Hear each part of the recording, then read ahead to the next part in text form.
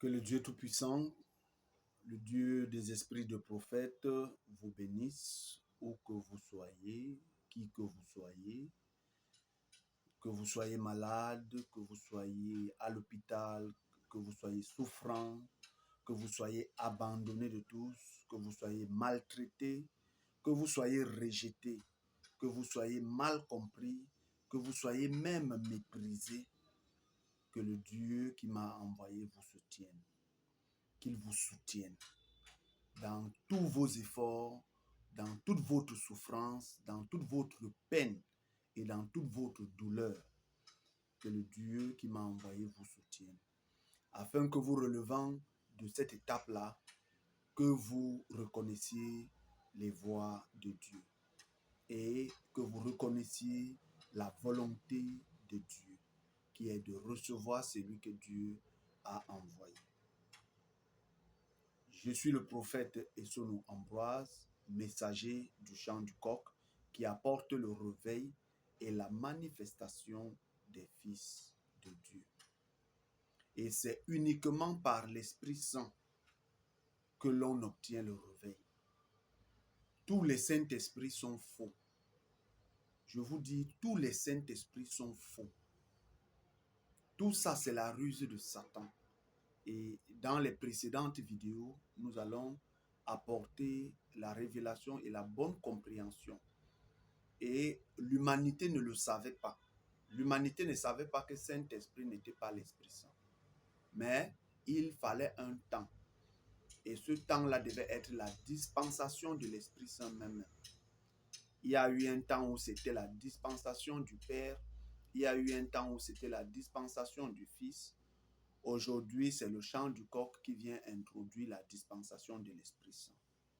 Si vous acceptez qu'il y a le Père, il y a le Fils, alors vous deviez accepter qu'il y a l'Esprit Saint pour votre délivrance, pour votre salut et pour votre guérison. Puisque vous ne pouvez pas dire que le Père, c'est le premier testament, vous dites que le Fils vient avec le deuxième testament, et quand l'Esprit Saint vient, vous refusez qu'il vienne aussi avec un troisième testament. Donc rejeter un seul d'entre les deux aujourd'hui, d'entre les trois aujourd'hui, cela vous conduira simplement en enfer. Voilà. Donc, si vous avez accepté le Père, vous accepterez le Fils. Et vous accepterez aussi, et si vous avez accepté le Fils, vous accepterez aussi la dispensation de l'Esprit Saint. Et quand l'Esprit Saint vient, c'est à lui de vous dire qui il est. Ce n'est pas vous qui allez venir lui donner un nom et vous allez l'appeler Saint-Esprit. J'étais dans le conseil de Dieu, je n'ai pas vu un Saint-Esprit là-bas. J'étais dans le conseil de Dieu, c'est-à-dire dans le conseil de Dieu là, le 24 décembre 2022. Je vous dis que s'il y avait un Saint-Esprit là-bas, je l'aurais vu parce que Dieu ne peut pas organiser son conseil et on voit l'Esprit Saint, mais on ne voit pas le Saint-Esprit. S'il y avait même seulement un seul Saint-Esprit, je l'aurais vu. Mais je vous dis que Dieu a organisé son conseil le 24 décembre 2022. Il n'y a jamais eu de Saint-Esprit là-bas, je vous le dis. Peu importe comment vous raisonnez, peu importe comment vous refusez ou vous acceptez, ce n'est plus mon travail de venir vous faire accepter. Mon travail n'est pas de venir vous faire accepter. Mon travail est de venir vous dire ce que j'ai vu et ce que mes oreilles ont entendu. Maintenant, ça ne doit pas faire une certaine guerre entre vous et moi. Non. Parce que ce que je viens vous dire là n'émane pas de moi. On ne va pas vous envoyer un messager. Le messager vient vous délivrer ce que Dieu a dit. Bon, si Dieu dit une chose, si le messager ne vient pas, vous allez vous fâcher. Et vous allez prendre ça comme prétexte que Seigneur, tu as envoyé un messager, mais il n'est jamais venu. Mais quand le messager vient maintenant, vous cherchez à faire débat avec le messager. N'est-ce pas? Si vous êtes réellement ce que vous dites que vous êtes, si vous êtes fils de Dieu, n'est-ce pas si votre père envoie un messager et que le messager vient vous dire que voici votre père vous appelle ou votre père demande que vous fassiez ci ou ça, qu'est-ce que vous allez faire? N'est-ce pas si vous êtes réellement le fils de votre père, vous allez décrocher le téléphone et vous allez joindre votre père afin que votre Père vous confirme. C'est aussi simple que ça. Vous voyez? Mais le fait que vous discutez avec le messager, cela prouve que vous n'aviez pas le contact de votre Père et que votre Père même ne vous reconnaît pas. Vous voyez? Parce que lorsque Dieu envoie un messager, il fera des signes à ses enfants. Les véritables fils de Dieu ont des révélations qui leur montrent, à part si eux-mêmes refusent. Vous voyez? Et ceux qui n'ont pas reçu de révélation vont s'agenouiller et demander à Dieu. Dieu leur montrera, Dieu leur parlera. Mais si un messager vient de la part de votre Créateur, venir vous dire une chose, et que vous n'allez pas devant la face de Dieu jusqu'à ce que Dieu vous réponde, alors cela signifie simplement que vous n'êtes pas le fils que vous croyez être à votre Père. Et ça là, si vous n'êtes pas donc le fils, pourquoi vous et moi, on va entrer dans les débats, on va entrer dans les discussions? Ça là, si un messager se retrouve en train de faire les discussions avec une personne à qui il est venu délivrer un message, ça veut dire que ce messager-là lui-même n'a pas la bonne compréhension de son travail. Vous comprenez?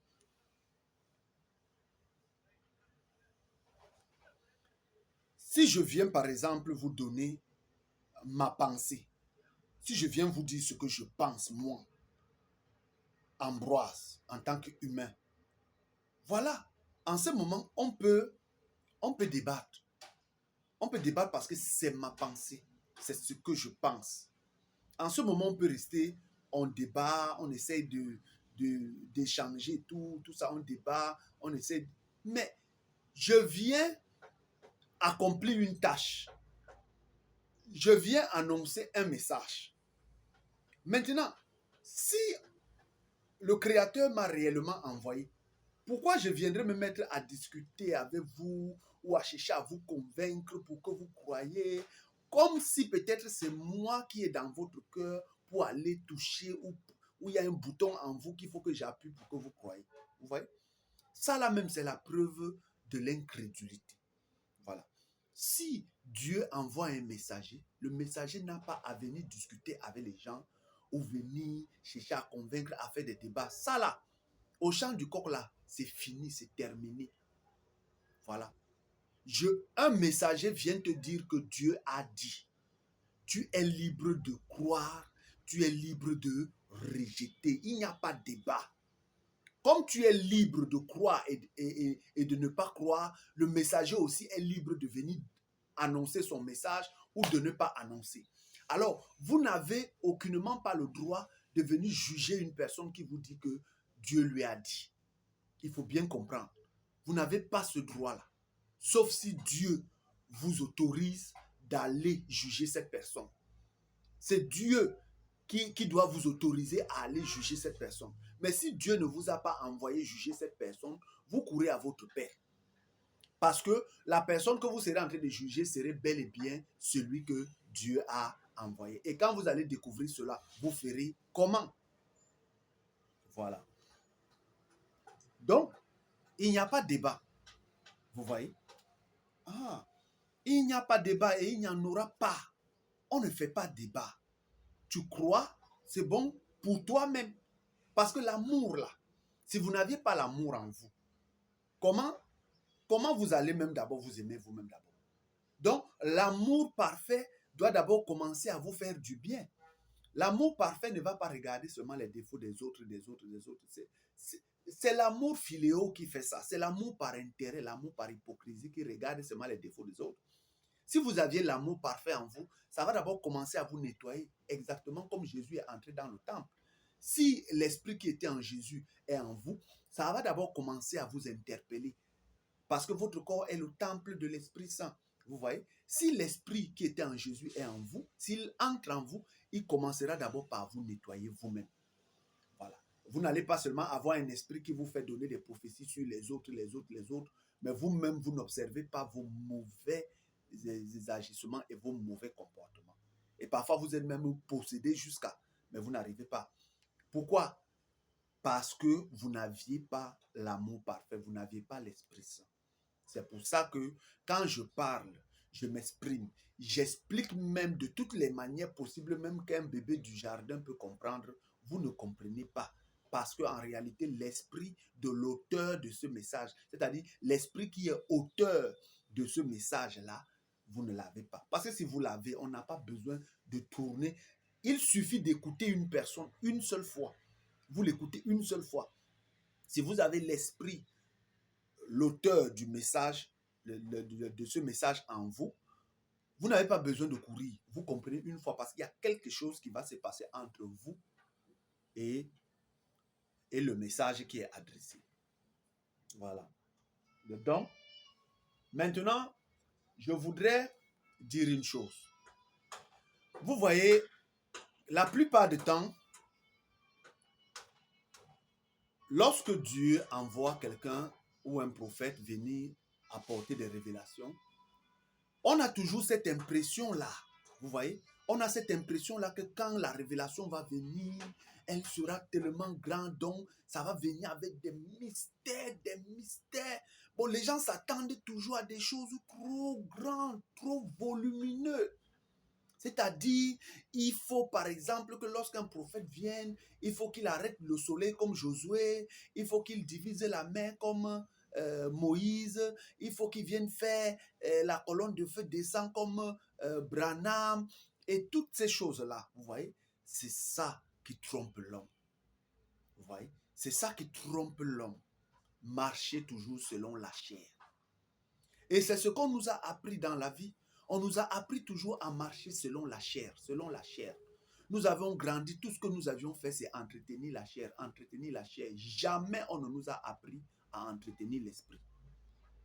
Et c'est pourquoi, depuis que nous avions commencé, nous sommes venus sur la terre et que nous avions entretenu rien que la chair, nous avons toujours marché contre le courant. C'est-à-dire, vous voyez, contre sens, non? Vous voyez, quand une rivière descend, vous montez. Vous voyez que quand vous montez là, vous nagez contre courant là, c'est difficile. Vous voyez, vous allez toujours au sens contraire de Dieu. Et c'est comme ça l'homme. L'homme, les choses des hommes sont folie pour Dieu. Pourquoi? Parce que les hommes partent au contresens du sens que Dieu lui-même prend. Vous voyez? Et les choses de Dieu sont folie pour les hommes. Pourquoi? Parce que quand Dieu descend, l'homme, lui, il monte. Et l'homme dont je vous parle, c'est l'homme charnel. Parce qu'on lui a appris à entretenir le corps, rien que le corps, il faut nourrir le corps, il faut travailler pour le corps, il faut le construire pour le corps, il faut avoir la voiture pour le corps, il faut avoir des luxes, des biens, tout ça pour le corps. Mais jamais on ne nous a enseigné comment est-ce que nous devons entretenir l'esprit. Et c'est pourquoi nous ne comprenons pas les choses de Dieu. Parce que nous sommes habitués à entretenir notre chair. Et notre esprit est à l'intérieur de nous. Il est aussi maigre, aussi pauvre, aussi misérable. Notre esprit reste enfermé dans une boîte et c'est la chair qui domine.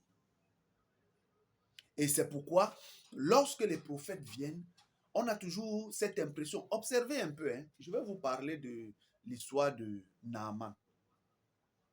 Observez. Lorsque Naaman, il était le chef de l'armée du roi de Syrie. C'était le chef de l'armée du roi de la Syrie en cette époque-là. Et Naaman était lépreux. Il avait la lèpre. Mais que faire?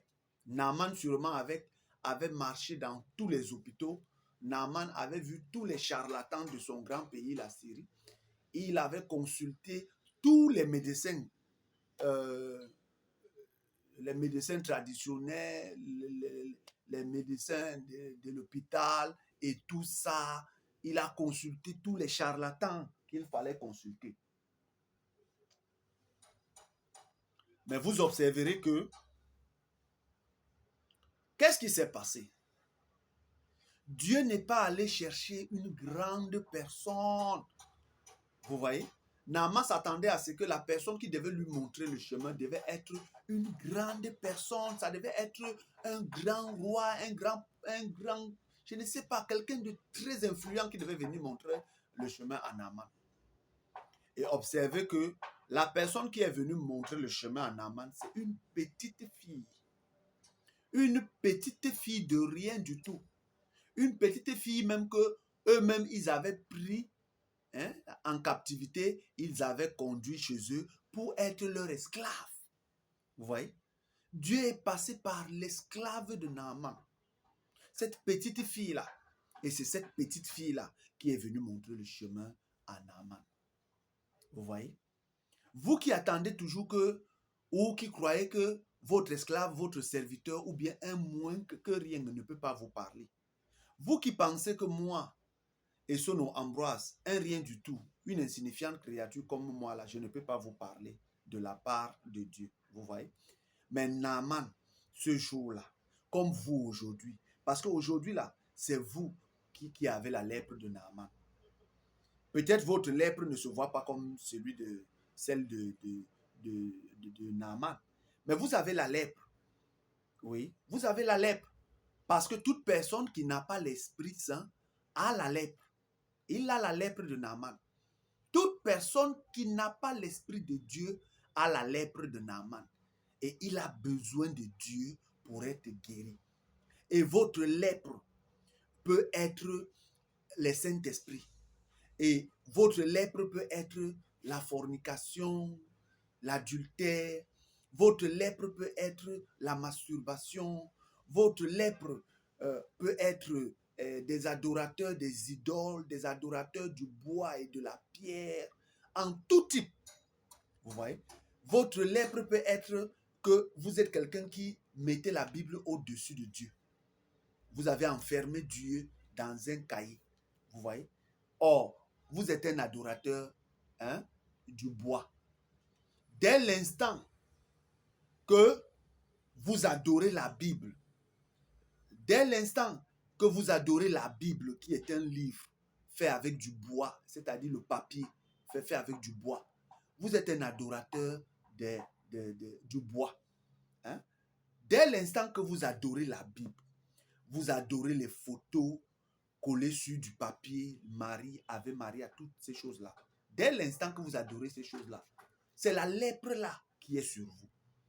Vous qui allez à la Kaaba, vous qui avez les chapelets, les croix de Jésus, voilà la lèpre de Naaman là qui est sur vous. Vous voyez? Vous adorez les dieux du bois, vous adorez les diplômes quoi. Vous pouvez mourir pour un diplôme. Vous pouvez mourir pour un passeport. Vous voyez? Tout ce qui est fait avec du papier. Vous pouvez mourir pour une recommandation qu'on a signée, on a mis le cachet là, tout ça. Donc vous pouvez mourir pour une photo de Jésus qui se trouve sur un papier. Vous pouvez mourir pour les photos de Marie, de Bouddha, de Krishna, de toutes ces autres personnes, vous voyez. Vous qui pouvez tuer les gens parce qu'on a déchiré votre photo, vous adorez l'argent, tout ça. Hein? Vous qui adorez les coiffures, vous qui adorez les vêtements, vous adorez les vêtements, vous aimez. Donc, les vêtements passent au-dessus de tout. Vous qui adorez la coiffure, la beauté, les chaussures, tout ça. Voilà votre lèpre de Naaman. Mais vous ne le savez pas. Bon, vous pensez qu'avoir la lèpre, c'est seulement être comme Naaman là, on va voir ça blanchir sur toi. Non. Mais vous avez la lèpre. Et il est encore mieux même d'avoir la lèpre de Naaman là que d'avoir ce que vous avez là. Parce que la lèpre de Naaman là, elle est visible. Et c'est pour ça que Naaman a tout fait pour se faire soigner. Vous voyez? Mais la vôtre n'est pas visible. C'est pour ça que vous ne cherchez pas à ce qu'on vous soigne. Vous voyez? Une lèpre qui n'est pas visible est plus dangereuse qu'une lèpre qui est visible. Parce qu'une lèpre qui est visible, une maladie qui est visible, ça te permet de savoir comment t'y prendre pour attaquer ça. Et nuit et jour, tu ne vas pas dormir, tu vas chercher la guérison. Mais une lèpre invisible, ça te trompe. Ça te fait croire que tu es en bonne santé, mais après le jour de ta mort, tu vas te retrouver en enfer. Et c'est toutes ces adorations-là qui sont des lèpres sur vous. Vous voyez? Mais vous refusez que la petite esclave là vous parle de la part de Dieu. Vous voyez? Or, Naaman, c'est cette petite esclave qui a parlé à Naaman et qui lui a montré le chemin de la guérison pour sa lèpre. Vous voyez? Et aujourd'hui, vous refusez qu'une insignifiante créature que je suis puisse vous montrer le chemin pour la guérison de votre lèpre que vous ne voyez pas. Et en cette génération, je suis le prophète de la génération. Je suis le chant du corps. Vous voyez? Et Naaman, vous voyez, ce grand homme, ce chef de l'armée du roi de la Syrie, il n'a pas agi comme vous. Vous vous dites que vous êtes fils de Dieu, mais regardez, lui, il est chef de l'armée du roi de la Syrie, vous voyez? Naaman, d'abord, qu'est-ce qui a sauvé Naaman? Naaman savait qu'il est malade et qu'il avait besoin de Dieu. Mais vous êtes malade, vous ne vous rendez même pas compte. C'est ça qui est même grave. Vous êtes malade, tellement malade spirituellement que vous ne vous rendez même pas compte. Et c'est ça qui est grave. Or, Naaman, lui, il était conscient qu'il était malade. Et c'est ça qui lui a sauvé. Mais vous êtes complètement inconscient. Vous voyez? Vous êtes inconscient que vous êtes malade lorsque vous adorez les diplômes. J'ai dit les diplômes, écoutez-moi bien.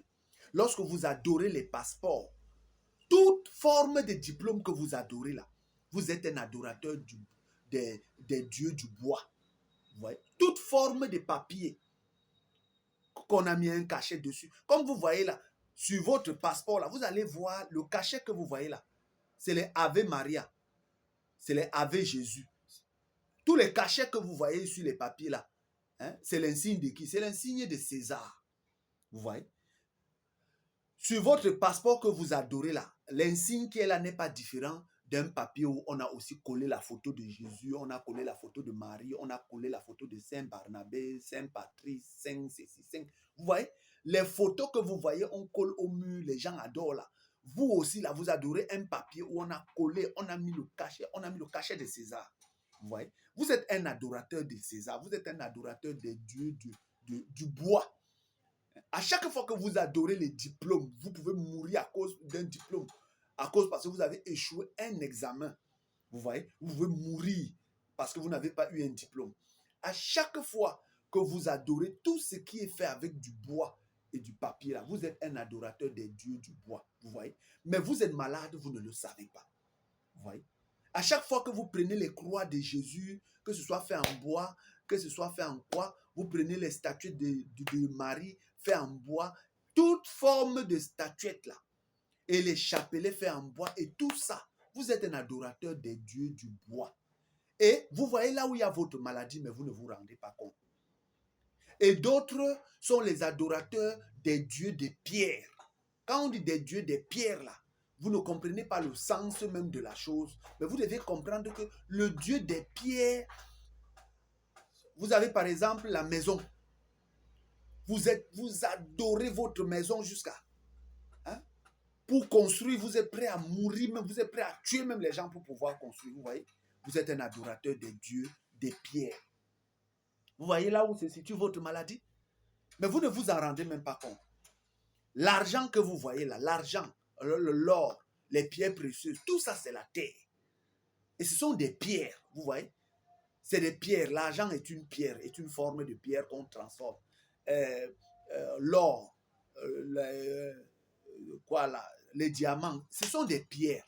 Vous êtes des adorateurs. Dès l'instant que vous adorez l'or, vous adorez l'argent, vous adorez toutes ces choses-là, vous allez même adorer la Kaaba. Vous construisez, vous fabriquez les statues de Marie, les statues de Jésus, les statues des saints et tout ça là. Vous êtes des adorateurs des dieux de pierre. Vous voyez? Et dès l'instant que vous adorez une Bible, où vous prenez la Bible, vous mettez au-dessus, hein, de vous-même, alors que l'homme a été fait à l'image et à la ressemblance de Dieu. Et aucune Bible n'a jamais été fait à l'image et à la ressemblance de Dieu. Dès l'instant que vous prenez la Bible, vous mettez au-dessus de vous. Vous prenez le Coran, hein, vous prenez votre Coran, vous dites que vous mourrez pour le Coran. Certains disent même je vais mourir pour la Bible. D'autres disent mais je vais mourir pour le Coran. Je vais mourir pour la Torah. Je vais mourir pour un livre soi-disant saint. Peu importe si vous mourrez pour un livre soi-disant saint, vous devez savoir que ce n'est pas pour Dieu que vous mourrez, mais vous mourrez pour la gloire de Satan. Vous voyez? Et aujourd'hui, de la même manière que Naaman était malade, vous aussi vous êtes malade, mais sauf que Naaman connaissait qu'il était malade. Mais vous ignorez même que vous êtes malade. Et vous refusez même d'admettre que vous êtes malade spirituellement. Vous voyez? Et aujourd'hui, comme Naaman, vous devez accepter que c'est l'insignifiante créature que je suis là qui doit vous parler de la part de Dieu afin que vous soyez guéris et délivrés. Vous voyez? Et maintenant, observez. Lorsque la petite fille a parlé à Naaman, Naaman, il s'est réjoui. Et Naaman, quand il partait en Israël, Naaman s'attendait, vous savez à quoi? Exactement comme vous, là, Naaman s'attendait à ce que, non, lorsque Élisée devait sortir, Élisée devait lui apporter de grandes révélations. Élisée devait lui faire comme Moïse, il devait fendre la mer. C'est ce que Naaman s'attendait, exactement comme vous là. Que non, s'il est le prophète de Dieu, il faut qu'il fende la mer comme Moïse. S'il est le prophète de Dieu, il faut qu'il traverse la mer, le Jourdain avec nous. Il ouvre le Jourdain comme ça et on passe. S'il est le prophète de Dieu, il faut qu'il fasse descendre la colonne de feu. Vous voyez? Naaman aussi s'attendait à ça. C'est pourquoi Naaman, il a pris toute sa cohorte. Il a pris tous ses véritables lieutenants. Naaman a pris tous ses lieutenants. Exactement comme vous aujourd'hui, vous voyez. Vous avez dressé vos cornes et quand vous venez pour écouter une insignifiante créature comme moi, qu'est-ce que vous faites? Vous dressez vos cornes de diplômes. Vous prenez vos diplômes que vous avez eu à l'école, les diplômes de bac, BPC, licence, doctorat. C'est tout ça que vous dressez. Vos meilleurs diplômes là, c'est ça que vous prenez, vous mettez devant vous pour venir rencontrer un prophète. Vous voyez? Et c'est ainsi que Naaman a pris tous ses meilleurs lieutenants. Il a pris tout ce qu'il fallait, l'or, l'argent, tous ces dieux de pierre et les dieux du bois et tout ça, il a pris, il a chargé. Et Naaman est venu. Et quand Naaman est venu en Israël pour rencontrer le prophète Élisée, vous voyez, Élisée n'est pas entré dans le débat. Vous voyez, Naaman voulait débat. Naaman voulait que non, quand il arrive là, puisqu'il est le chef, il faut que Élisée prenne la peine de venir l'écouter. Ils font débat. Élisée doit d'abord lui prouver qu'il est vraiment un prophète. Et là, Élisée doit arrêter le soleil. Élisée doit fendre la mer Rouge. Élisée doit faire descendre la colonne de feu comme... Vous voyez? Naaman voulait quoi? Il voulait débat. Naaman voulait faire débat. Élisée, tu viens d'où? Élisée, il ne peut pas avoir un prophète au Cameroun. Élisée, le soleil se lève, c'est jaune. Le soleil vient, c'est blanc. Le soleil arrive là-bas, c'est rouge. Le soleil arrive ici, c'est noir. Il voulait débat. Élisée, la Bible dit que, oh la Torah dit que, oh le Coran dit que, oh la Bhagavad Gita dit que, et tout ça, il voulait ça. Naaman voulait confrontation, citation des versets, où lui va prendre les versets syriens, de leur Bible syrienne, il va venir faire comparaison avec celui d'Israël, et Élisée cite sa part, Naaman aussi cite sa part, et tout ça là, Élisée avait compris. Et c'est ce que vous faites aujourd'hui. Vous voyez? Vous êtes malade. Vous-même, vous savez que ça ne va pas dans votre vie. Vous cherchez la guérison, mais vous voulez entrer en débat avec celui qui vous apporte la guérison. Vous-même, vous savez que ça ne va pas. Vous savez que dans votre vie, ça ne va pas. Mais vous jouez à l'orgueil, vous jouez à l'arrogance, comme si vous détruisez quelqu'un. Or, vous vous détruisez vous-même. Hein? Lorsque vous êtes orgueilleux, là, vous faites du mal à qui? À Dieu, à moi ou à vous? Vous voyez? C'est pourquoi, lorsque vous êtes orgueilleux, vous êtes rempli de mépris et d'arrogance, là, moi, ça ne me dérange pas. Je ne vous mens pas. Je suis le plus calme possible. Parce que je sais en qui j'ai cru. Je sais qui m'a rencontré. Je sais qui m'a envoyé. Et c'est pourquoi je vous dis que allez à gauche, allez à droite, montez, descendez. Vous me trouverez là où je suis. Vous me trouverez de l'autre côté. Vous me trouvez. Comme vous me trouvez ici, là, vous me trouverez de l'autre côté. Vous voyez? Et c'est ce que Naaman voulait. J'ai dit exactement comme vous. Naaman voulait que Élisée soit aussi d'abord même un Syrien. Naaman voulait que Élisée se comporte comme lui il veut. Vous voyez? Naaman voulait que Élisée reconnaisse en lui que lui, il était un fils de Dieu. Naaman voulait que Élisée puisse reconnaître que lui, Naaman là, hein, il a l'esprit de Dieu. Exactement comme vous aujourd'hui vous faites. Vous voyez? Naaman voulait que le prophète vienne, il dit, bon, comme vous voyez, que Élisée vienne, il dit, bon, comme vous voyez, Naaman là, c'est un vrai fils de Dieu. Non, il souffre parce que, oh, c'est son père qui lui a tué, oh, c'est son père qui lui a lancé la maladie. C'est ce que Naaman voulait. Naaman voulait que quand Élisée sorte là, il vienne lui dire que c'est ton père qui veut te tuer, c'est ta mère qui veut te tuer, va prendre les herbes, va enlever les crânes, fais 7 jours de jeûne Josaphat, fais 7 jours de jeûne Arafat, fais 7 jours de jeûne ou bien 40 jours de jeûne Esther. C'est ce que Naaman voulait.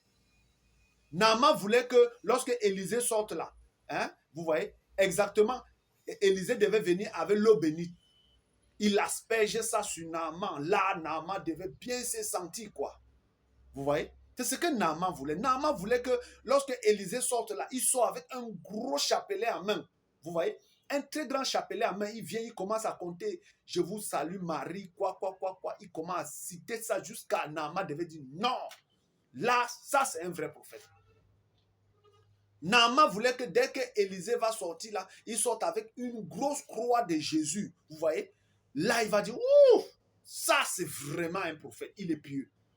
Naaman voulait que Élisée, lorsqu'il sorte là, qu'il sorte avec une grosse Torah, une grosse Bible, vous voyez, un gros Coran en main, qu'il mette sa soutane avec son chapeau de musulman, comme un pieux musulman, comme un pieux catholique, comme un pieux baptiste, un pieux pentecôtiste, un pieux branamiste, vous voyez. C'est ce que Naaman voulait. Naaman voulait que Élisée puisse sortir avec les huiles d'onction, avec les riz avec les Jésus et Dieu, Jésus n'est pas Dieu et tout ça là, vous voyez. Naaman voulait que Élisée puisse sortir au devant de lui là, vous voyez, avec de la reconnaissance.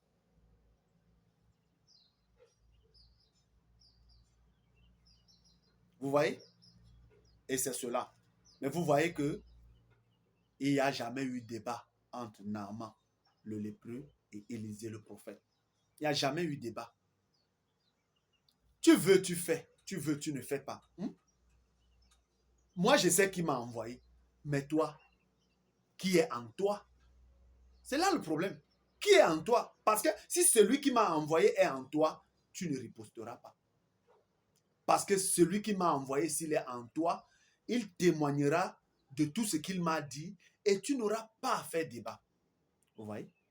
Et Naaman, quand il a vu que il posait des questions, on ne lui répond pas. Élisée ne sort même pas pour venir faire débat avec lui. Naaman a commencé à dire que ça là, ça ne peut pas être un vrai prophète. Non. Et vous voyez, Élisée a dit quoi? Quand la révélation sort, la révélation ne viendra pas te dire ton père est sorcier, ton père veut te tuer, ton père est vampire. Ce n'est pas ça la révélation de Dieu. Vous voyez? Et la révélation de Dieu n'était pas, ce n'est jamais loin de vous. Mais si le temps n'est pas arrivé, vous n'allez jamais comprendre. Et la révélation de Dieu, c'est des petites choses, vous voyez. Dieu vient vous révéler des mystères, vient vous révéler avec des petites choses, insignifiantes même. Mais c'est là où se trouve la vie. Vous voyez. Sûrement, Naaman passait là-bas, sur ce fleuve-là, vous voyez. Ce fleuve-là, Naaman est passé par là. Il est passé là tout le temps. Quand il venait même faire la guerre en Israël, il passait par là, il empruntait ce chemin. Et tout le monde empruntait ce chemin. Vous voyez? Mais personne ne savait que ce fleuve-là pouvait guérir quelqu'un comme Naaman. Vous voyez? Mais la révélation était là, simple. Et Élisée a dit à Géasi, va lui dire d'aller se jeter dans l'eau 7 fois. Vous voyez? Quoi? Une maladie que Naaman souffrait, il souffrait. Aller seulement se jeter dans l'eau 7 fois. Mais ça, c'est trop simple. Vous voyez? C'est aussi simple comme ça que la révélation viendra toujours. Mais les hommes vont toujours s'attendre à beaucoup de choses. Ils vont toujours s'attendre à vouloir, Dieu doit arrêter le soleil. Si Dieu n'arrête pas le soleil comme Josué, si Dieu ne fend pas la mer rouge, si Dieu ne fait pas sécher le Jourdain, si Dieu ne fait pas descendre la colonne de feu comme chez les branamistes aujourd'hui. Non, tu n'es pas prophète. Si Dieu ne fait pas les miracles, il ressuscite les morts et tout ça, tu n'es pas prophète. Mais vous voyez, mais ce n'est pas ce qui s'est passé avec Élisée. Et quand Naaman est venu, Élisée lui a dit, va te jeter. Je n'ai même pas besoin de te regarder. Je n'ai même pas besoin de venir. Il n'y aura pas de débat entre toi et moi. Et il n'y a jamais eu de débat entre Naaman et Élisée. Vous voyez? Voilà. Et ce n'est pas parce qu'il n'y avait pas de débat, ce n'est pas parce que Élisée n'est pas sorti à la rencontre de Naaman que Élisée n'était pas un vrai prophète. Et ce n'est pas parce que vous et moi aujourd'hui, il n'y aura jamais débat. Il n'y aura jamais débat. Il n'y aura jamais débat, discussion, et comme quoi, verset, Bible, tout ça. Tout ça, là, il faut laisser ça. Et quand je viens même parfois citer les Écritures de la Bible, c'est pour vous aider, pas pour moi. Parce que celui qui m'a envoyé là m'a enseigné de toutes choses. Il m'a enseigné de toutes choses. Vous voyez? Mais la guérison de Naaman fut aussi simple. Vous voyez? La révélation fut trop simple. Et vous voyez? Et Naaman même a douté de cette révélation parce que c'était trop simple. De la même manière que vous doutez des révélations que Dieu vous donne aujourd'hui, vous doutez parce que ça vient, c'est tellement simple. Vous voyez? Lorsque nous étions à minuit, on regardait Matthieu 25, 1 à 10, on regardait les 10 vierges, ça devait être qui? Ça devait être... Vous voyez? Oh, c'était tellement si simple cette révélation. Lorsque nous étions là, on dit non, oh, Dieu a créé dans la volonté parfaite, mais quand Dieu vient, il vous démontre que c'est dans la volonté permissible qu'il a créé toutes choses. Car on ne sauve pas quelque chose qui est parfait. Une chose qui est parfaite ne pêche pas. Vous ne pouvez pas venir sauver quelque chose qui est parfait. Vous allez sauver comment? Une chose qui est parfaite ne se perd pas. Vous voyez? Mais la révélation, elle est aussi simple. Vous voyez, lorsqu'on parlait de la pierre de fête, on dit la pierre de fête, Zorobabel viendra et tout. Les gens ont prêché ça dans les églises. Mais voilà ça devant vous, que quand Dieu vient révéler ça, c'est aussi simple. Et vous voyez, exactement comme on peut voir Jean le Baptiste.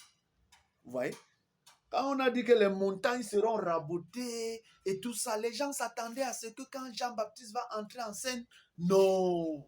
Quand Jean-Baptiste va entrer en scène, oh, il y aura vraiment les montagnes. Quand on disait les montagnes, ça veut dire que ça serait raboté là, vous voyez. Mais oh, il était question de la parole. Jean devait venir corriger les choses. Il devait venir les corriger au fur et à mesure. Mais les gens ont cru que c'était les montagnes, c'est-à-dire on devait faire la guerre, on devait tuer, on devait raser. Non, Dieu n'est pas dedans. Si Dieu veut fonctionner comme ça ne coûte rien à Dieu de crier là-bas dans les cieux. Je vous dis ça bien. Quand vous dites que débat, si Dieu voulait faire débat avec vous, Dieu peut se mettre là-bas dans les cieux. Il parle à toute la terre comme il faisait auparavant avec Abraham, Adam et tout ça. Dieu parlait du haut des cieux. Il parle comme ça, là, les hommes entendent sur la terre. Donc Dieu peut le faire encore aujourd'hui, mais aujourd'hui, là, Dieu ne le fera plus ainsi. Dieu, et même s'il le fait, il ne le fera pas selon votre vouloir. Vous voyez? Si Dieu voulait faire débat, si Dieu veut amener toute l'humanité à comprendre qu'il est le véritable Dieu là, ça lui dépasse à quoi? Qu'est-ce qui dépasse Dieu de se lever là? En une minute, il convertit toute la terre. Il gronde dans les cieux là-bas. Je vous dis, si c'est ça, c'est que Dieu devait se mettre là, il gronde, il fait sa publicité lui-même, il gronde là-bas. Et tout le monde, je vous dis, aucun être vivant ne peut entendre la voix de Dieu, il gronde sur la terre là, et les gens ne se répandent pas. C'est que tout le monde va se convertir. Vous voyez? Mais ce n'est pas comme ça là, la méthode de Dieu de faire. Vous voyez? Dieu ne se vante pas, Dieu n'est pas orgueilleux, Dieu n'est pas méprisant, Dieu n'est pas arrogant. Vous voyez? Dieu ne méprise pas même la moindre de ses créatures. Dieu ne méprise pas. Dieu n'a jamais méprisé qui que ce soit. Mais il est grand. Dieu n'est pas arrogant. Regardez. Et observez lorsque Jésus vient. Vous voyez? Lorsque Jésus est venu, on disait le Messie va venir. Il va délivrer. Il va délivrer. Vous voyez? Lorsque la révélation n'était pas encore accomplie, tout le monde pouvait dire, oh, quand le Messie va venir, donc chacun soupirait, non, quand le Messie va venir, je ne vais plus souffrir. Quand le Messie viendra, je ne souffrirai plus, je ne serai plus ceci. Vous voyez, tout le monde, la façon des hommes de penser toujours, quand une révélation, quand une promesse est là, eux, ils pensent autre chose. Pourquoi? Parce que la chair, si, c'est par elle que nous avons toujours marché. Nous n'avons jamais marché par l'esprit. Si un seul instant, nous avions marché par l'esprit, on ne devait jamais prendre les choses comme ça. On devait prendre les choses simplement. Vous voyez? Quand Dieu disait, un fils nous est né, la domination, il sera le prince, il sera Dieu, Père éternel, Emmanuel, tout ça. Hein? Il sera le prince de paix et tout ça. Vous voyez? Si on marchait par l'esprit, on devait prendre la chose simplement. Mais beaucoup ont attendu le Messie là, ils ont soupiré. Mais quand le Messie Jésus là, il est venu là, quand ils ont regardé, ils ont dit, ah, si c'est lui le Messie là, vraiment, c'est que ça ne vaut pas la peine. Vous voyez? Parce que pour eux là, charnellement là, ils ont compris ça autrement. Ils ont compris que pour eux là, le Messie devait venir, les trompettes devaient résonner depuis le ciel, pom, pom, pom, pom, pom, pom, pom. La mer rouge devait se fendre, le Jourdain devait sécher, on devait voir, il convertit toute la terre. On devait voir le Messie Jésus construire les écoles, construire les églises, construire les hôpitaux. Là, on devait, oui, venir en Israël comme ça, là, faire la guerre à Hérode, à tout le monde, à faire la guerre, être comme Nebuchadnezzar, être comme les États-Unis aujourd'hui, apporter des belles choses, hein, apporter le paradis sur la terre et tout ça. Oh, ce n'était pas ça, vous voyez. Mais quand le Messie est venu, qu'est-ce qu'il a fait? Le Messie allait à la piscine de Bethsaïda là. Il allait trouver beaucoup de malades. Mais qu'est-ce qu'il faisait? Il allait seulement choisir une personne et dit, toi tu es guérissant. Mais il laissait tout le monde malade. Vous voyez? Si vous étiez en ce temps-là, est-ce que vous deviez croire en Jésus? Vous ne devez jamais croire en lui. Vous voyez? Mais lorsque Jésus est venu, on voit encore ce Messie qu'on attendait. On voit qu'on l'arrête. On le tape. Il se met à pleurer. On le tape, jusqu'à on le met à la croix, on le crucifie. Vous voyez? Dieu n'accomplira pas les choses comme vous voulez. Dieu accomplira les choses comme lui, Dieu veut. Et c'est selon Dieu que vous devez marcher. Et tant que vous n'avez pas l'esprit de Dieu, vous ne pouvez pas marcher selon l'esprit. Vous allez toujours marcher selon la chair. Et la chair vous fera toujours aller à l'encontre de la volonté de Dieu. C'est-à-dire, vous irez toujours au sens contraire de la volonté de Dieu. On ne vous a jamais appris comment on développe l'esprit. Mais on vous apprend toujours comment vous devez développer votre corps, vous devez entretenir votre corps, vous devez laver votre corps. Mais jamais on ne vous apprend comment vous devez entretenir l'esprit, comment vous devez entretenir votre esprit. Vous voyez? Et c'est pourquoi, ayant marché longtemps par la chair, vous vous êtes toujours retrouvé à rejeter Dieu. Vous voyez? Voilà. Je prends d'autres notes ici, là. Maintenant. Et c'est de ça que je suis en train de parler. Lorsque l'Esprit de Dieu vient, l'Esprit de Dieu ne vient pas réveiller votre corps. Parce que vous êtes déjà là, vous marchez, vous avez les yeux ouverts. Non. Au champ du corps, Dieu ne viendra jamais vous réveiller comme on réveille quelqu'un qui dort. Non. Vous voyez? Parce que quand on réveille quelqu'un qui dort là, qu'est-ce qu'on réveille? On réveille la chair. C'est la chair là qu'on réveille. On réveille la chair, on tapote la chair. Vous voyez? Mais, lorsque Dieu vient vous apporter le réveil au champ du corps, ce n'est pas le style de réveil où vous avez toujours eu les dons. Non. Ne venez pas avec du paganisme, oh, comme il a fait là-bas, il viendra. Non. Ici, là, ce n'est pas une affaire de dons de l'esprit. Non. Ce n'est pas les dons de l'esprit qui fait le réveil ici. Ici, c'est la personne même de l'Esprit Saint qui est là, en train de faire le réveil. Je vous dis bien que c'est la personne même de l'Esprit Saint qui est là, en train de faire le réveil. Ce n'est plus les dons. Nous ne sommes plus dans les générations où Dieu, c'était les dons de l'esprit. Les gens recevaient que les dons et les dons et les dons. Ça, c'est fini. Mais ici, vous recevez l'esprit même au réveil. Et c'est l'esprit-là qui vous apporte le réveil. Vous voyez? Et quand l'esprit de Dieu entre en vous, il ne viendra pas réveiller votre corps. Ce n'est pas votre corps dont il a besoin. Mais qu'est-ce qu'il viendra faire? Il viendra réveiller votre esprit. Vous savez pourquoi? Parce que votre esprit dort. Il dort. Depuis que vous êtes venu au monde, là, votre esprit dort. Il est endormi. Né dans le péché, conçu dans l'iniquité. C'est né dans le péché, conçu dans l'iniquité, ça ne donne pas le libre arbitre à l'esprit d'agir. Vous voyez? Et c'est pourquoi l'homme souffre.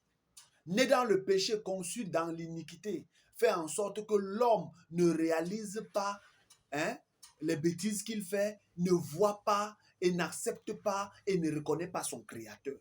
Vous voyez? C'est né dans le péché, conçu dans l'iniquité là, qui aveugle l'esprit de l'homme. Lorsqu'on réveille votre esprit, je ne vous mens pas, vous n'êtes plus ignorant. Vous ne serez plus ignorant des choses. Vous voyez? Le fait que vous avez souvent les songes de divination, vous avez toujours besoin d'aide, vous avez besoin qu'on vienne toujours prier pour vous, pour que vous ayez la guérison, c'est parce que votre esprit dort. C'est parce qu'il dort. Vous voyez? Et c'est un peu cela. Et vous pouvez voir que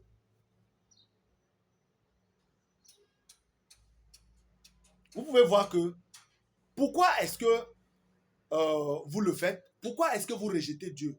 Vous rejetez Dieu parce qu'en réalité, la chair ne peut pas reconnaître Dieu. La chair n'est pas dans la dimension de Dieu. Vous voyez?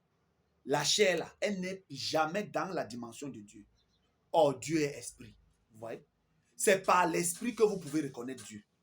Et c'est pourquoi, tant que vous marchez par la chair, vous ne reconnaîtrez jamais Dieu. Parce que par la chair, qu'est-ce que vous allez faire? Vous allez brandir quoi? Lorsqu'on va vous demander de manifester Dieu, vous allez brandir votre Bible. Vous allez brandir vos diplômes. Vous allez brandir votre Coran. Vous allez brandir votre Torah. Vous allez brandir un livre soi-disant saint. Vous allez brandir les fétiches. Vous allez brandir les photos de Jésus, les croix de Jésus, les chapelets et tout ce que nous voyons. Parfois, vous allez brandir même les pierres, l'or, l'argent. C'est tout ce que vous brandissez. Vous voyez? Or, tout ça, c'est charnel. L'esprit n'a pas besoin de tout ça. Vous voyez? Mais dès l'instant que Dieu vous dit que vous devez le reconnaître, c'est par l'esprit. Et c'est pour ça que le réveil ne se fera pas par la chair. Non, on ne vient pas réveiller la chair. Auparavant, vous avez reçu les dons. Les dons là que vous avez reçus là, c'était les dons qui venaient, ça vous faisait chauffer le corps et tout ça. Tout ça, il faut laisser tout ça. Paul dit que quand le parfait vient, il faut laisser tout ce qui était en partie là. Il faut laisser ça. Vous avez reçu les dons dans votre, ça venait dans votre corps, ça fait, vous avez des sensations, vous faites ceci et tout ça. Ça là, c'était les dons. Mais au parfait là, quand le parfait vient là, laissez tout ce qui était en partie et revêtez-vous du parfait parce que le parfait n'a rien à voir avec la chair. Le parfait vient réveiller votre esprit afin que vous ayez la transformation de l'intérieur pour l'extérieur. Une personne qui a une transformation de l'extérieur pour aller à l'intérieur, c'est une fausseté. Et c'est pourquoi les gens veulent paraître. Vous voyez? La transformation de l'extérieur pour l'intérieur, c'est de la fausseté. C'est du paraître. Vous voyez? Mais lorsque vous recevez une transformation de l'intérieur pour l'extérieur, c'est ça la vraie chose. Et c'est pourquoi, par l'esprit que vous voyez là, l'esprit n'a qu'un seul sens. Soit vous avez la foi, soit vous doutez. Vous voyez? Le doute ou la foi. C'est un seul sens. Et quand vous marchez par l'esprit, vous ne souffrez pas. Je vous dis que quand vous marchez par l'esprit de Dieu, vous ne souffrez pas du tout. Parce que vous n'avez pas à vous casser la tête. Soit vous doutez, soit vous avez la foi. Mais quand vous marchez par la chair, ou que vous marchez par votre âme, imagination, tout ça, vous voyez, l'esprit a 5 sens. Il vous faut soit marcher par tel sens, soit par l'autre. Vous allez choisir quel. Et parfois, tout ça va vous embrouiller. Mais l'esprit n'a qu'un seul sens. Soit c'est le doute, soit c'est la foi. Vous voyez? Soit vous doutez, soit vous avez la foi. Et c'est pourquoi marcher par l'esprit ne vous donne pas le mal de tête. Mais marcher par la chair, c'est trop de complications parce que ça a plusieurs sens. C'est comme si vous arrivez dans un carrefour, on vous montre 5 chemins. Et on vous dit de prendre le bon chemin parmi les 5. Vous voyez? Or, tous ces 5 chemins-là ne mènent pas à Dieu. Tous ces chemins-là, tous les sens de la chair là, ne mènent pas à Dieu. Ça n'a jamais mené à Dieu. La vue ne mène pas à Dieu. Lui là ne mène pas à Dieu. L'odorat ou bien le goût ou le toucher là ne mène pas à Dieu. Tout ça vous distrait et ça vous empêche même de voir Dieu. Mais on vous dit qu'il y a un seul sens qui conduit à Dieu. Même l'imagination joue des tours. La mémoire joue des tours. La conscience joue des tours. Et toutes ces autres choses-là, ça nous joue des tours. Les 5 sens même de l'âme, ça nous joue des tours. Vous voyez? Mais il y a un seul sens qui conduit à Dieu, c'est la foi. Et cette foi-là se trouve où? Ça se trouve dans l'esprit. Maintenant, quand vous passez tout le temps à entretenir rien que votre corps, vous entretenez votre corps, depuis votre enfance, on vous a appris seulement à cultiver votre intellect, votre connaissance et tout ça là. Vous voyez? C'est marcher selon la chair. Et depuis que vous avez marché selon la chair, vous ne verrez jamais les voies de Dieu. Vous ne verrez jamais les voies de Dieu. Et c'est pourquoi, lorsque un prophète vient, vous ne pouvez pas le reconnaître parce que vous êtes dans la chair. Quand on dit que les gens se sont assis dans la chair, ils ne comprennent pas. Ils se sont assis. Lorsque on vous dit que vous êtes assis dans la chair du prophète, c'est que vous marchez selon la chair. Vous marchez selon la chair dans le ministère de ce prophète. Vous voyez? Et c'est ça que les gens ne comprennent pas. Être assis dans la chair du prophète, les gens ne comprennent pas. Ça veut dire que vous marchez selon la chair. Ceux qui ne marchent pas selon la chair dans le ministère du prophète ne sont pas assis dans la chair du prophète. Vous voyez? Il faut bien comprendre. Celui qui est assis dans la chair du prophète, c'est celui qui marche par la chair. C'est-à-dire, il agit charnellement. Vous voyez? Et c'est pourquoi depuis notre enfance, on nous a habitués simplement à laver notre corps physique, à nourrir notre corps physique, à faire les choses par la chair. Et nous avions grandi comme ça. Et maintenant, quand il arrive maintenant de comprendre les choses spirituelles, nous ne pouvons pas les comprendre. Parce que la vue, l'ouïe, l'odorat, le goûter ici là et le toucher ne comprend pas les choses de l'esprit. Ça ne comprend pas les choses de l'esprit. Que ce soit l'imagination, la conscience, le raisonnement, la mémoire et toutes les autres choses qui suivent là, ça ne comprend pas les choses de l'esprit. Mais il n'y a que l'esprit pour comprendre les choses de l'esprit. Et qu'est-ce qui s'y trouve au niveau de l'esprit? C'est la foi. Une seule chose, vous voyez? Une seule chose qui conduit à Dieu. Vous voyez? La foi, les choses de l'esprit sont inimitiées avec les choses de la chair. Donc la foi n'a rien à voir avec tous les autres sens. La foi a son sens unique. C'est le sens de l'esprit. Vous voyez? Et c'est ça donc, si vous n'avez pas la compréhension, là, vous ne comprendrez pas. Donc vous devez savoir cela. Et maintenant, le chant du corps ne vient pas réveiller votre corps. Non. Si on réveille votre corps, on va se réveiller, on va se retrouver dans les mêmes réveils qu'on a eu partout, qui sont allés à gauche, allés à droite. Non. Ici, là, c'est le réveil jusqu'à l'enlèvement, jusqu'à chez les Juifs. C'est le même Esprit Saint qui ira jusqu'à chez les Hébreux là-bas. Je vous dis bien, c'est le même Esprit Saint qui commence ici, qui ira. C'est pourquoi on dit éternellement.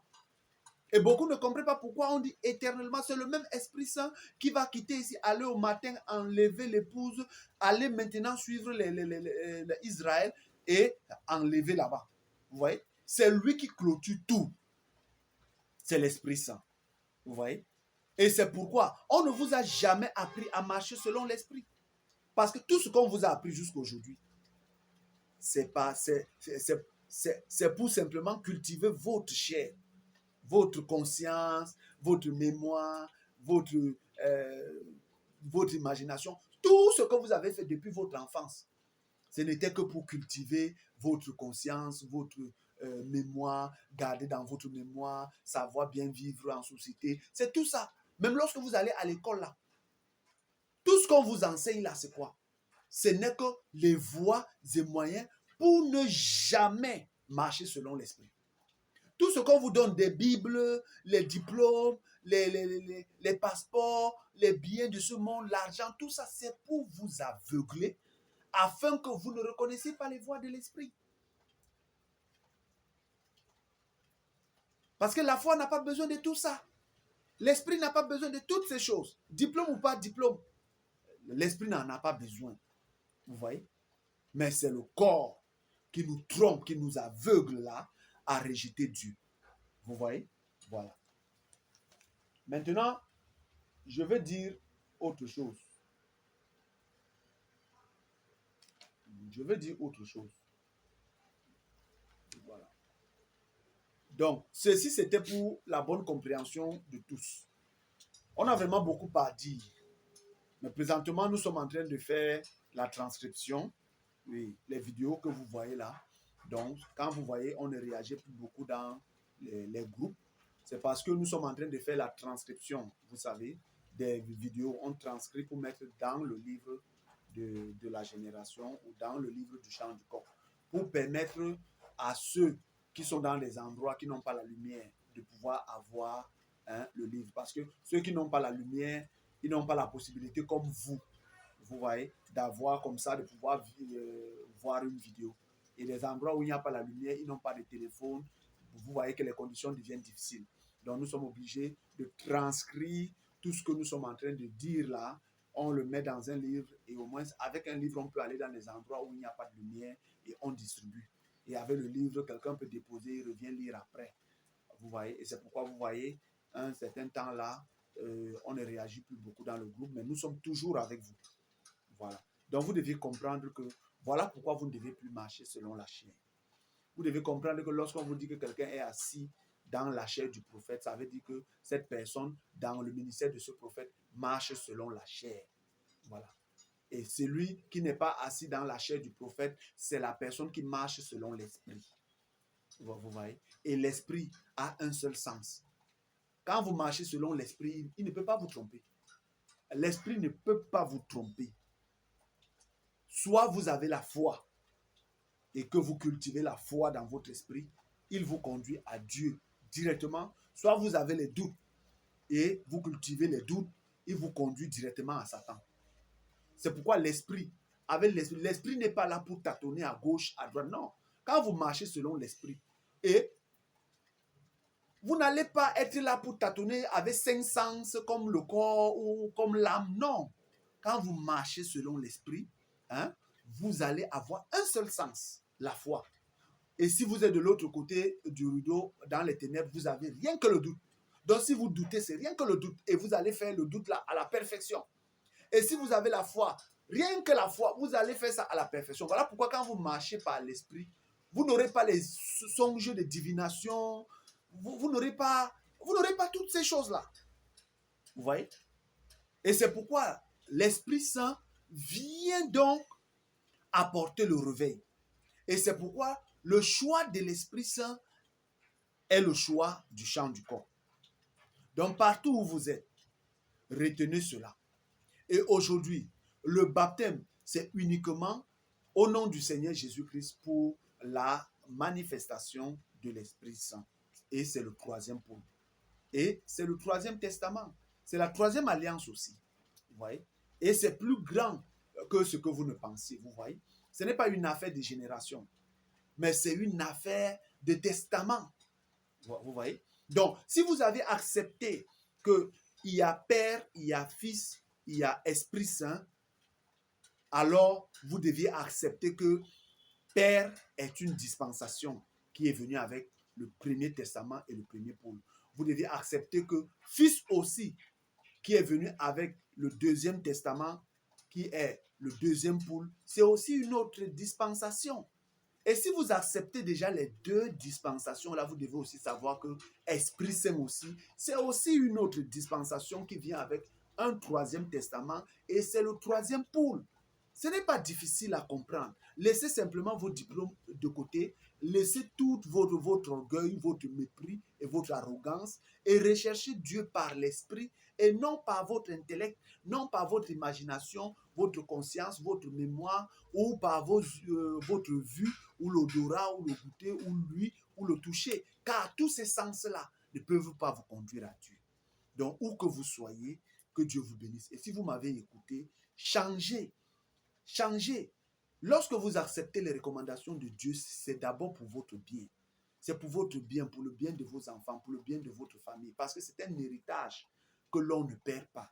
C'est un héritage jusqu'à l'éternité. Vous voyez? Mais lorsque vous rejetez là, c'est pour votre perte.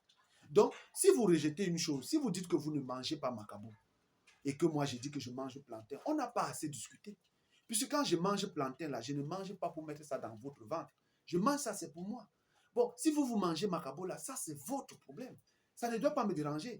Voilà. Mais si je mange plantain et que toi tu dis non, tu manges macabo, mais toi tu laisses encore, tu viens m'insulter parce que je mange macabo, le plantain, c'est là où il y a problème.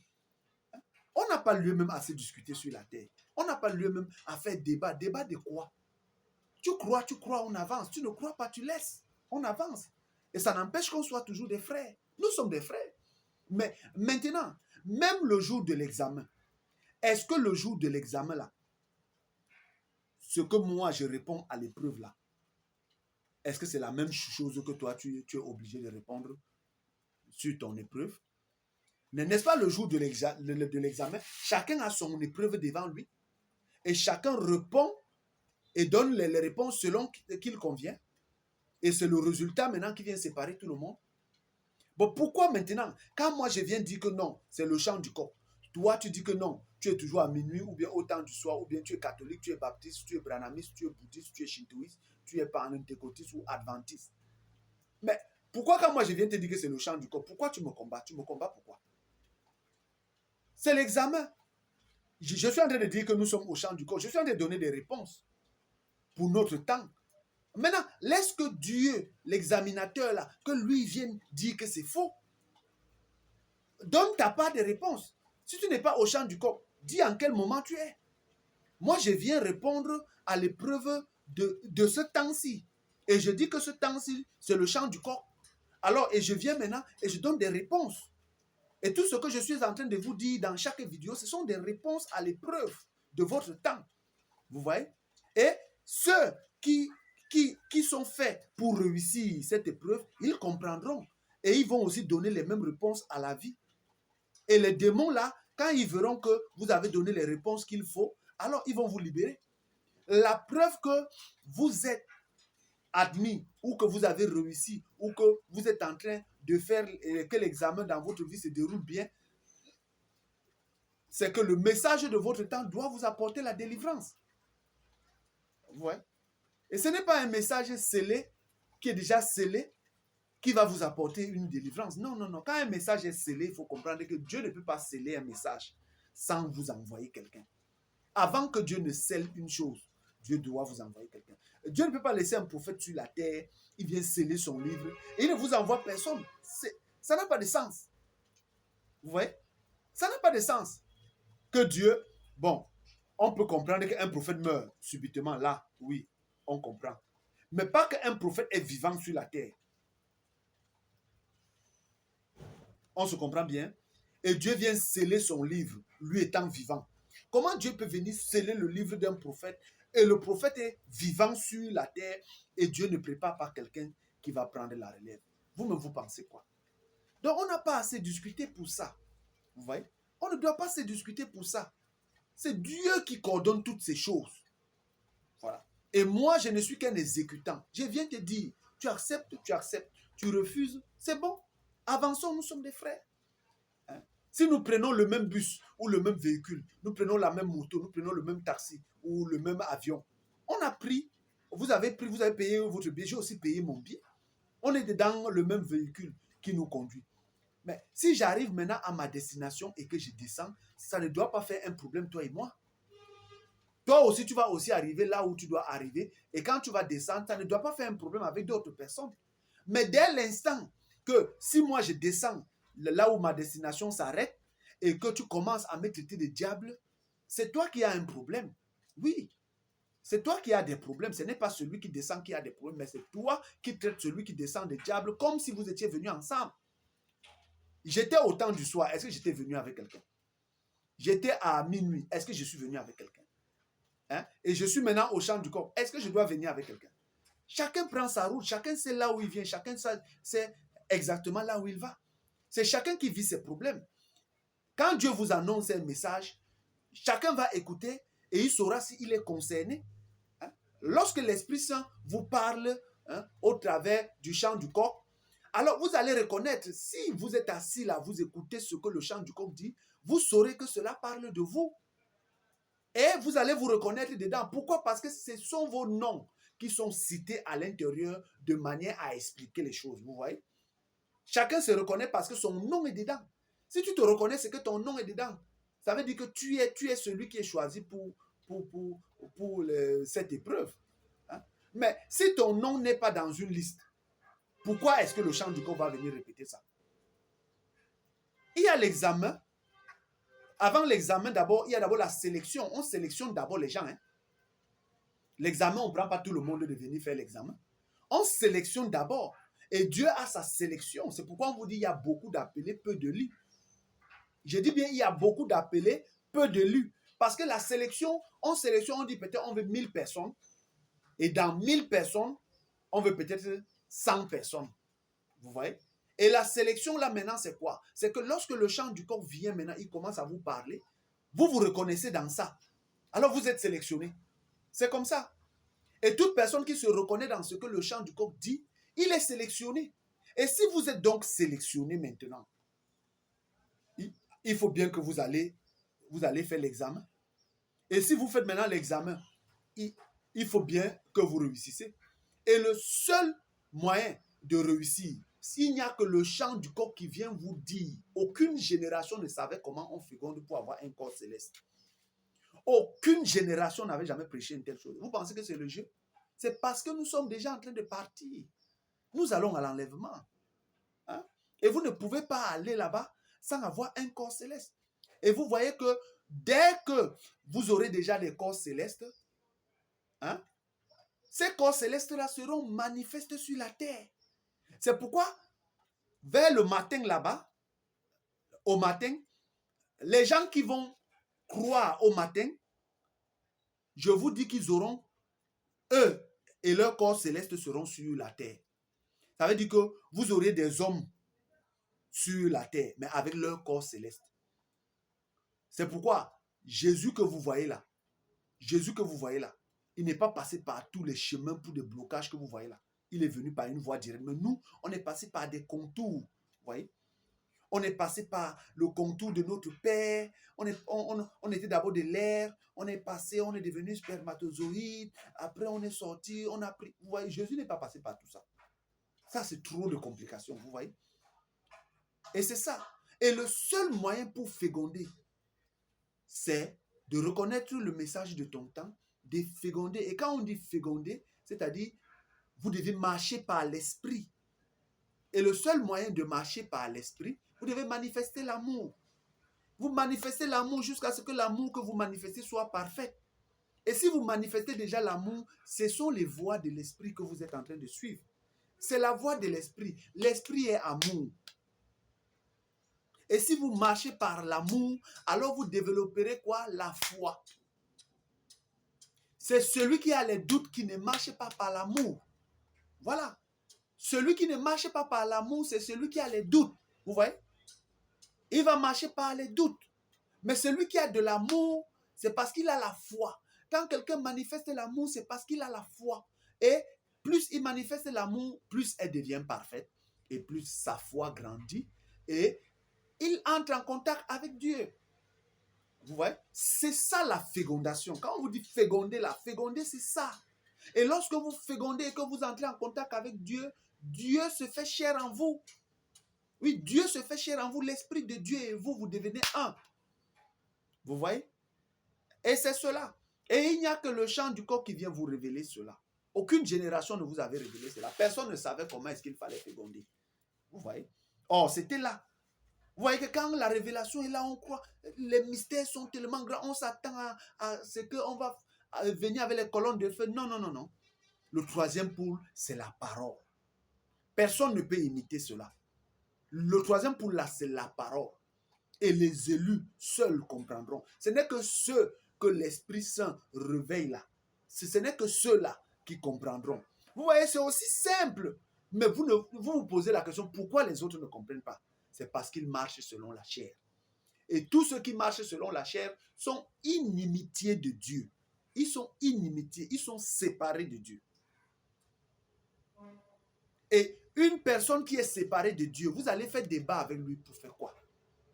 Une personne que Dieu a rejetée là, vous allez faire débat avec lui pour faire quoi? Dès l'instant que vous-même vous partez faire débat avec quelqu'un qui est inimitié avec Dieu, qui est séparé de Dieu là, c'est pour votre perte. Vous perdez d'abord avec votre temps, vous perdez votre argent, vous perdez même votre souffle à aller débattre avec des gens qui sont rejetés par Dieu, qui sont inimitiés de Dieu. Ça, c'est une perte de temps. Hein? Donc, c'est ce que vous devez comprendre. Et si vous m'avez écouté, où que vous soyez, ne perdez pas de temps exactement comme vous n'avez pas perdu du temps quand vous étiez spermatozoïde. Quand vous étiez, quand vous étiez un spermatozoïde, vous n'avez pas perdu du temps à aller dans les églises, les religions, les coutumes et les traditions et tout ça. Non. Vous avez fécondé. Et c'est pourquoi vous êtes sur la terre. C'est parce que vous avez fécondé avec l'ovule de votre mère que vous avez un corps sur la terre. Et dès que vous êtes sur la terre, vous êtes le même spermatozoïde. Vous êtes toujours le même spermatozoïde, mais avec un autre corps. Vous voyez? Et en tant que spermatozoïde là, vous devez maintenant féconder avec l'ovule de votre temps, qui est le message du prophète messager de votre temps. C'est tout, hein? Ce n'est pas aller à l'église. Tout ce que vous faites, vous allez à l'église là, ça c'est des choses charnelles. Voilà, c'est des choses charnelles. C'est pour se sentir bien, c'est pour être en communauté. Je vous dis que aller à l'église, faire tout ce qu'on fait là, tout ça sur la terre, tout ça, c'est pour satisfaire les désirs même de la chair. C'est parce que quand vous allez à l'église, vous vous sentez bien et tout ça. Mais je vous dis que féconder là n'a pas besoin de tout ce que vous voyez là. Voilà. Vous avez uniquement besoin du message du prophète de votre temps. Vous avez besoin de recevoir le baptême de votre temps, qui aujourd'hui est le baptême de la manifestation de l'Esprit Saint. Car personne n'avait d'abord jamais donné ce baptême. C'est aujourd'hui où ce baptême a lieu. Et c'est uniquement au chant du corps. C'est tout ce qu'il vous faut. Vous voyez? Et il peut arriver que lorsque vous avez cru, ne dites pas, comme j'ai cru, je ne vais pas recevoir l'Esprit Saint. Non. Si vous aviez cru au chant du corps, vous pouvez recevoir l'Esprit Saint. Mais ne dites pas que, comme j'ai déjà reçu l'Esprit Saint, je n'ai plus besoin du baptême. Non. Vous voyez que Corneille a cru. Et ensuite, il a reçu l'Esprit Saint. Et ensuite, il a reçu le baptême. Et le type de Corneille est le type des élus du chant du corps. C'est ce que vous devez comprendre. J'ai dit bien, le type de Corneille est le type du chant du corps. Donc ne dites pas, je n'aurai pas besoin du baptême ou je n'aurai pas besoin. Non. Le baptême est nécessaire. Mais le type de Corneille, c'est quoi? Corneille a d'abord manifesté l'amour. Il a manifesté, c'est-à-dire il a plu à Dieu. Corneille il a manifesté l'amour. Il a eu la foi, il a manifesté l'amour. Corneille a marché par l'esprit et il a plu à Dieu. Et Dieu lui a fait comment? Lui a d'abord donné l'esprit. Et ensuite, qu'est-ce que Dieu a fait? Dieu a donné le baptême. Et c'est Pierre qui a donné le baptême à Corneille et à toute sa maison, alors que toute sa maison avait d'abord reçu l'esprit. Vous voyez? Et c'est ainsi aujourd'hui. Vous pouvez recevoir l'esprit au chant du corps et ensuite prendre votre baptême. Mais ne dites pas que comme vous avez reçu l'esprit, vous n'allez pas prendre le baptême. Alors vous êtes incomplet. C'est ce qu'il faut que vous compreniez. Comprenez bien. Je vous le dis encore très bien. Voilà, comprenez bien. Parce que ceux qui disent que vous devez d'abord recevoir le baptême, vous confessez d'abord les péchés, tout ça, je vous dis, c'est que vous n'avez pas compris Dieu. Vous voyez? Corneille a d'abord cru. Il a manifesté l'amour. Vous voyez? Corneille a manifesté l'amour. Il a plu à Dieu. Et Dieu lui a donné l'Esprit Saint avant même que Corneille ne commence à confesser quoi que ce soit. Vous comprenez? Avant que Corneille ne commence à confesser quoi que ce soit là. Parce que pour aller prendre le baptême, c'est là-bas où Corneille a commencé à se confesser, n'est-ce pas? Voilà. Parce que c'était comme ça que ça se passait. Corneille s'est confessé là-bas aux eaux du baptême. Toute sa famille ont reçu l'Esprit avant d'aller se confesser, vous voyez? Je ne sais pas si vous comprenez très bien ce que je suis en train de dire. Vous voyez que Corneille a d'abord plu à Dieu. Dieu lui a d'abord donné l'Esprit Saint. Et ensuite, maintenant, il est allé dans les eaux du baptême confesser. Il faut bien comprendre. Donc, quand la révélation vient, vous devez comprendre. Oh, vous lisez ça tous les jours, mais vous ne comprenez pas. Et c'est pourquoi je vous dis que Corneille est le type des élus du chant du corps. Et si vous m'avez écouté, où que vous soyez, ne perdez plus le temps à rester là dans les raisonnements, la chair, les raisonnements, la vue, tous les sens du corps, les sens de l'âme ne vous aideront pas. La seule voie, c'est marcher selon l'esprit, avoir la foi, féconder, afin que vous recevez l'Esprit Saint. Et pour que vous le recevez, il faut que vous soyez agréable à Dieu. Et pour être agréable à Dieu, vous devez manifester l'amour. Parce que l'amour, c'est l'Esprit Saint. Si vous manifestez l'amour et que l'amour soit parfait, alors c'est l'Esprit Saint en vous. C'est aussi simple que ça. Manifestez l'amour. Vous n'avez pas à juger les gens pour ce qu'ils mangent, pour ce qu'ils...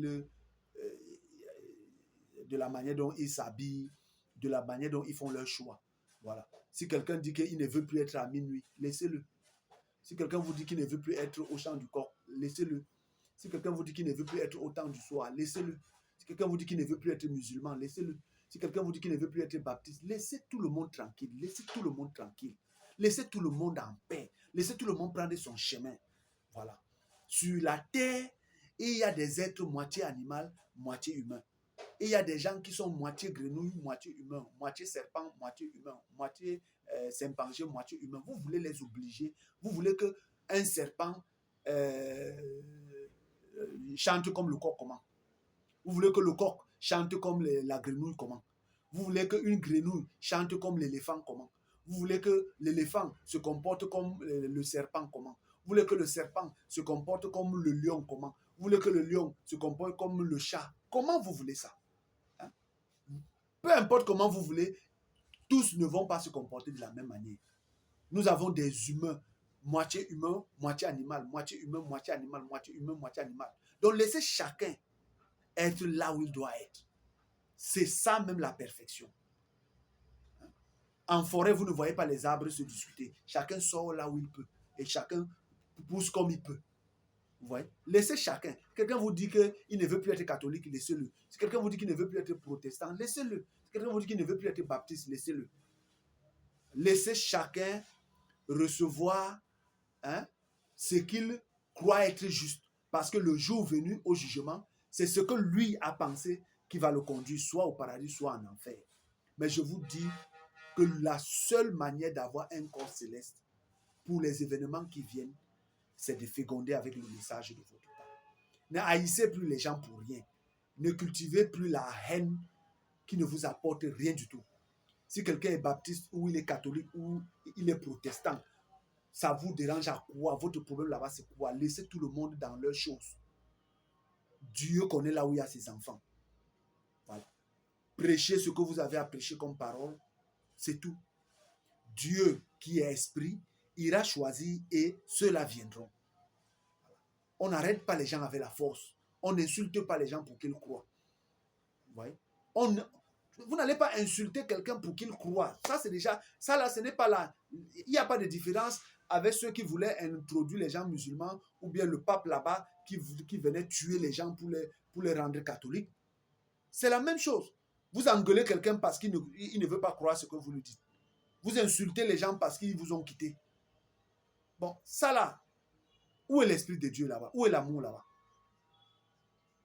Donc, où que vous soyez, que Dieu vous bénisse. Et merci encore.